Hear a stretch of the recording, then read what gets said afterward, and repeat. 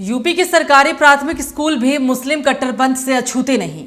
यह मामला मथुरा के नौझील से सरकारी स्कूल का है। यहां बच्चों का ब्रेन वॉश कर नमाज पढ़वाई जाने की शिकायत मिली है। स्कूल में इस्लाम का पाठ पढ़ाने का काम खुद स्कूल का प्रधानाध्यापक कर रहा था। फिलहाल मामले को गंभीरता से लेते हुए बेसिक शिक्षा अधिकारी मथुरा ने प्रधानाध्यापक को दोषी मानते हुए तत्काल प्रभाव से निलंबित कर दिया है।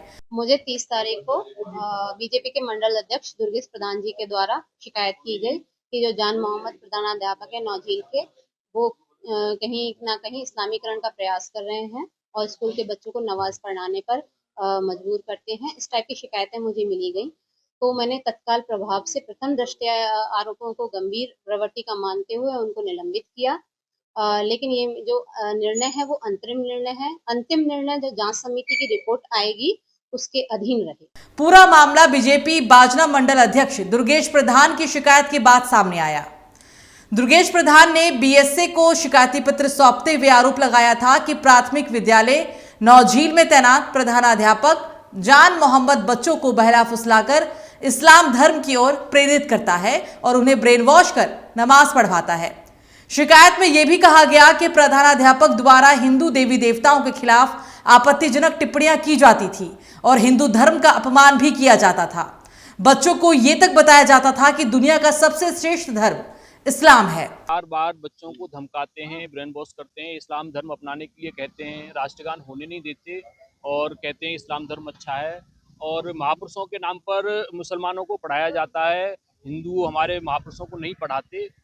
इस तरीके की इनकी शिकायतें अन्य लोगों से आ रही थी, तो हमने इसको लेकर के शिकायत की। क्या निलंबन हो गया है, बाकी टीम गठित हो गई है, जांच होगी, जो सही पाया जाएगा उसमें कार्रवाई होगी। बच्चों को देखिए धमकाया जा रहा है, बच्चों को डरा करके रखते हैं। यही तो हमारे पास शिकायत थी कि उनको कहते हैं इस्लाम धर्म अच्छा है, हिंदू धर्म अच्छा नहीं है।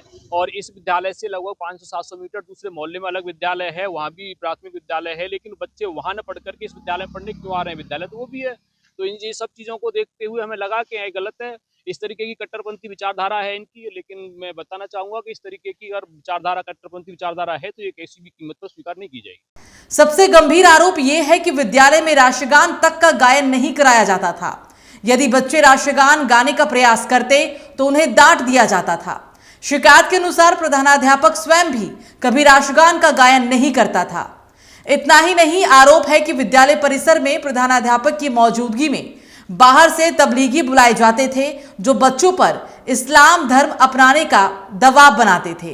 अब पूरे मामले को संज्ञान में लेते हुए बेसिक शिक्षा अधिकारी मथुरा ने खंड शिक्षा अधिकारी द्वारा दी गई आख्या के आधार पर प्रधानाध्यापक जान मोहम्मद को दोषी मानते हुए निलंबित कर दिया है।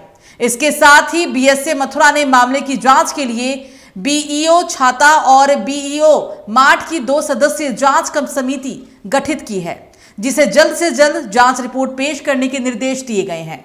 फिलहाल इस पूरे मामले ने शिक्षा विभाग में हड़कंप मचा दिया है और जांच रिपोर्ट के बाद आगे की कार्रवाई तय की जाएगी।